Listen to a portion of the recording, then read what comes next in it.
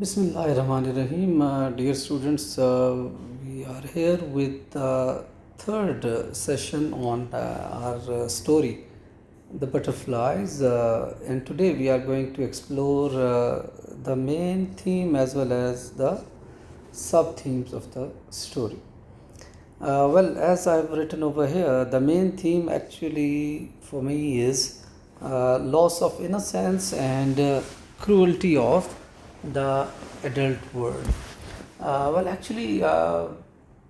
Dear students, you must have had your own experiences as well in this regard that if you have lost something very precious or it has been destroyed by someone and how you felt about it. So if you can recall that, it will be easier for you to understand. The story actually revolves around Kissa, that is the name of the writer, and he's telling his story when he was a young child. So he was an orphan whose sense of beauty and innocence is embodied in the monarch butterflies at the orphanage. The butterflies were quite abundant around them, that is said that they were present all around in the bushes. And on the other hand, the orphanage, that should be a safe haven, a safe place, a kind thing, but actually it was a cold, harsh, and there was no emotion involved. It was a loveless kind of place. Quite contrast, because it should be a safe and nurturing space, but it is exactly opposite to it.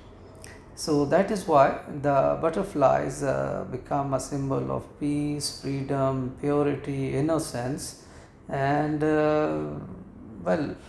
sadly, all these qualities are absent in the young boy's life. And the second part, I mean, this is actually the loss of innocence. He gradually lost that. How? Because of the house master or house parents' cruelty towards the butterflies.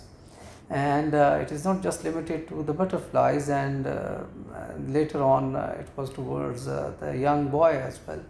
And actually it destroys this fragile source of happiness, because he used to have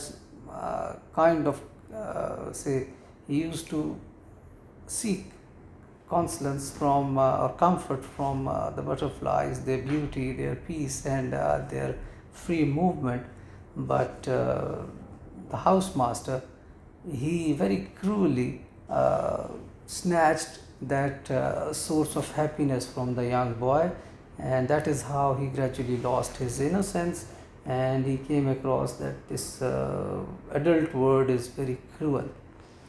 And actually, this innocence or loss of innocence occurs when the young boy witnesses beauty being destroyed and is himself very wrongly punished by the housemaster. So this was the moment when his view of the world changed permanently, and he started looking at the world that it was a very cruel place, a very cold place to live. Now, dear students, we'll talk about the sub-themes that can be identified in the story. And the very first probably is the very important as well, that is the beauty that we find in the nature.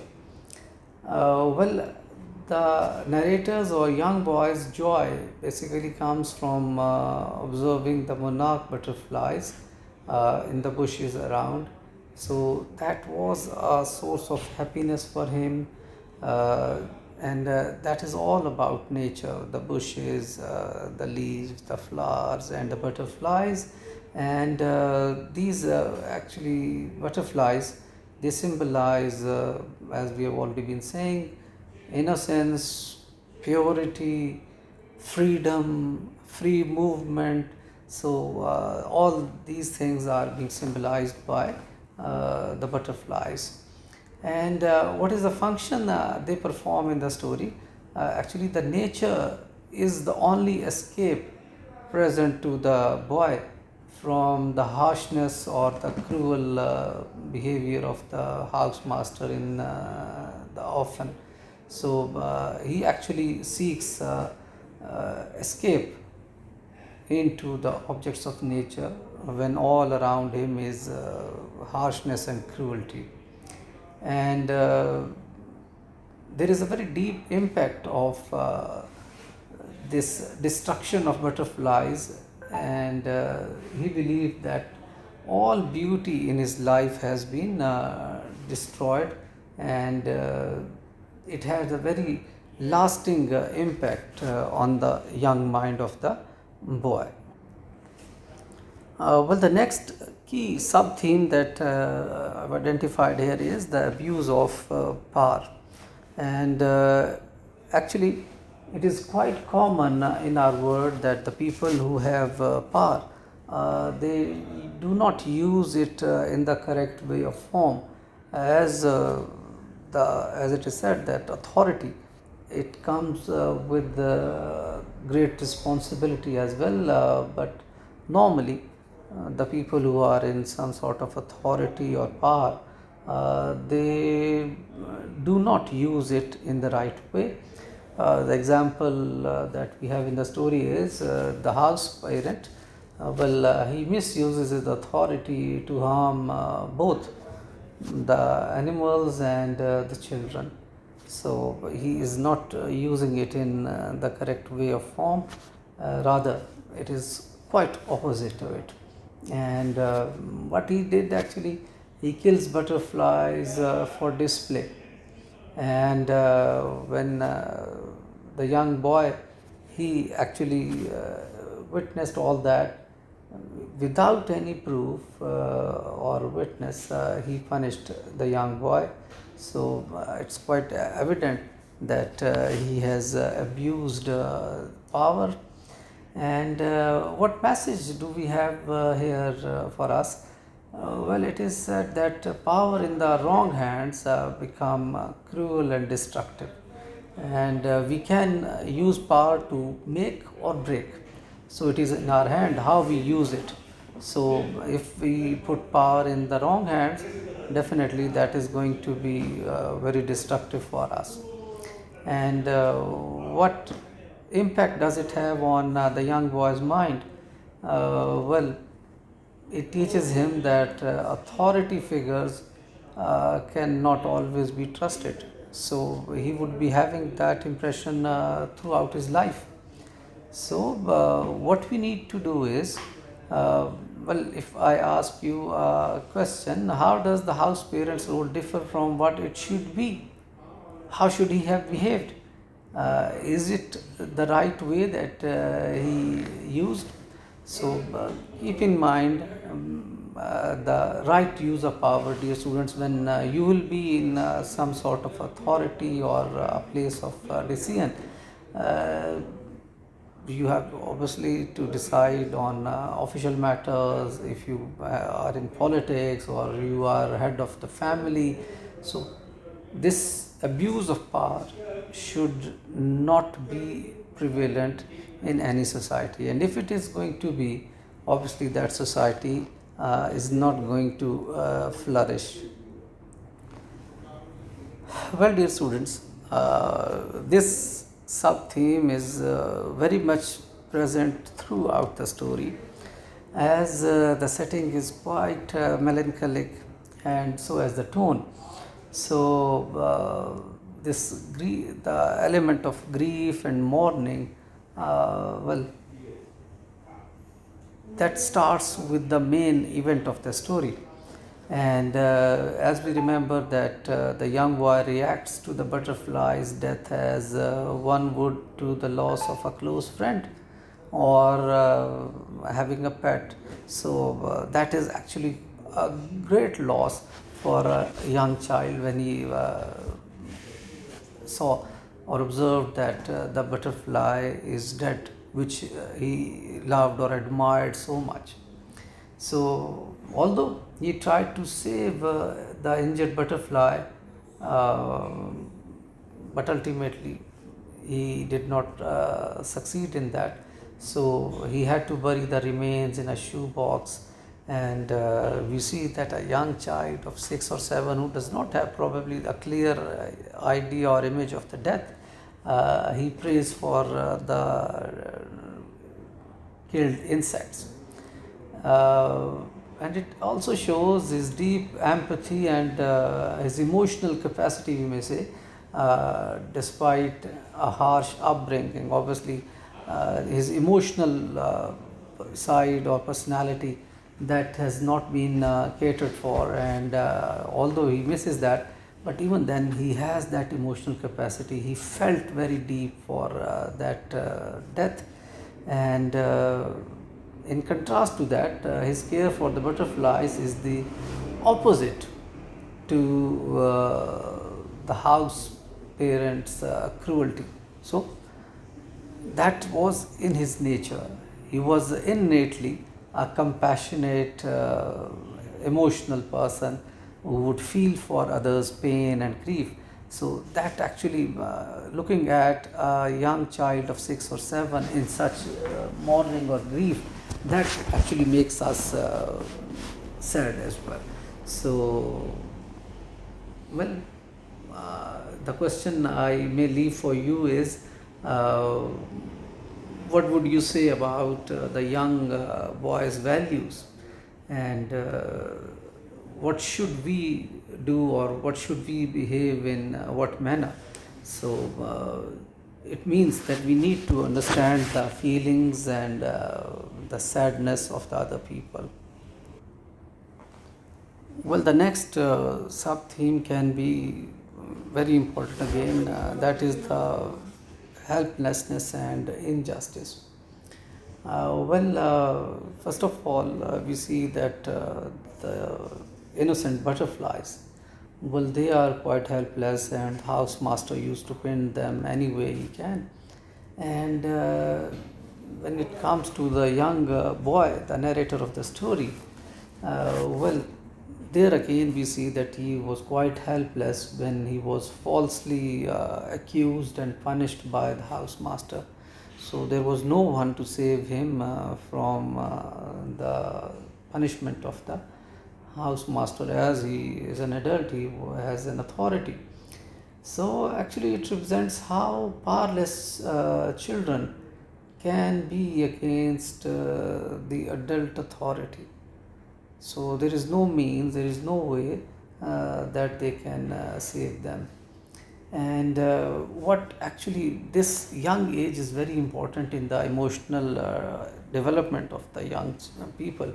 So this feeling or this impact will leave him feeling voiceless and unsafe, as he believed that the highest authority is himself uh, doing this injustice.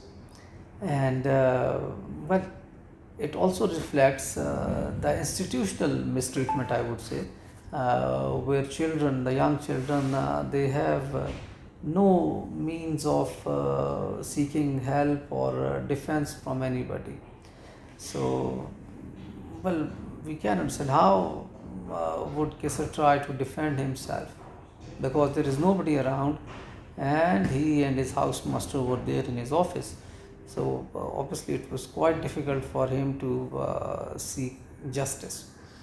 And but I think we need to, who should be blamed, by the way, for something they did not do and how it felt.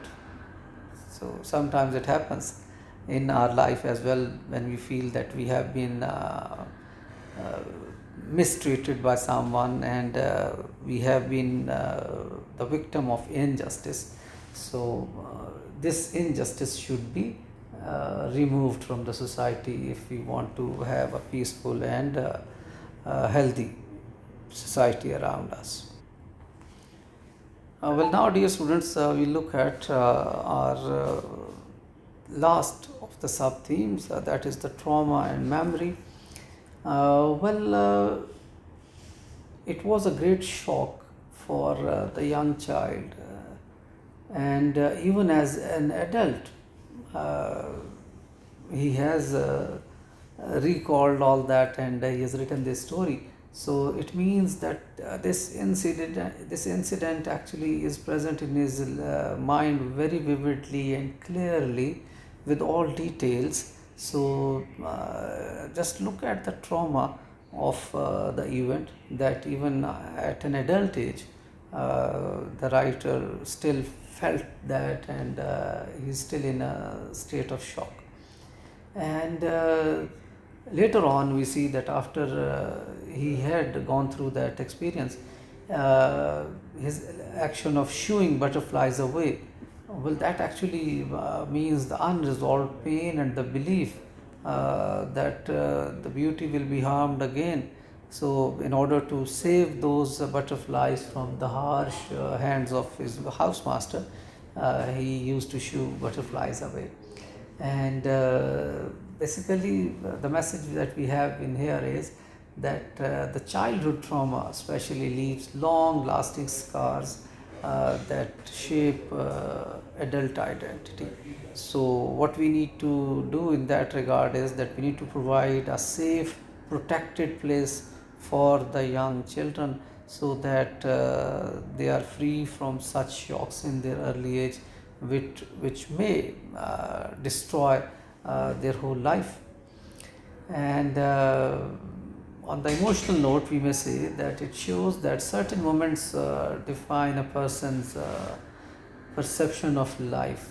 So that is how, and we see that the young boy, he used to avoid butterflies in later years just to avoid that trauma or shock in his life. We have come almost to the end of our today's lecture, but to finish off or to conclude, I must say that this is more than a story about a boy and butterflies. It's basically a reflection on human empathy, the use of power, and weakness or fragility of innocence. So we need to connect this to our real life, dear students. If you see somebody is being destroyed by cruelty or injustice, well, you need to have sympathy. Rather, you need to save the people from such harsh behavior. So this story actually stands with the weak, innocent, and fragile people, and how they are mistreated by the people who have some sort of authority or power. So that actually have a lesson for us, that if we are in authority, or we have some power, how we are going to use that. If we use that in a positive manner for the welfare of people, I believe the lesson has been learned, and the main objective or purpose of the writer probably has been fulfilled. So with that, I believe I'm going to finish my today's session, and I hope you have understood the themes and sub-themes of the story in detail and in a very clear manner. God bless you. Thank you very much, dear students.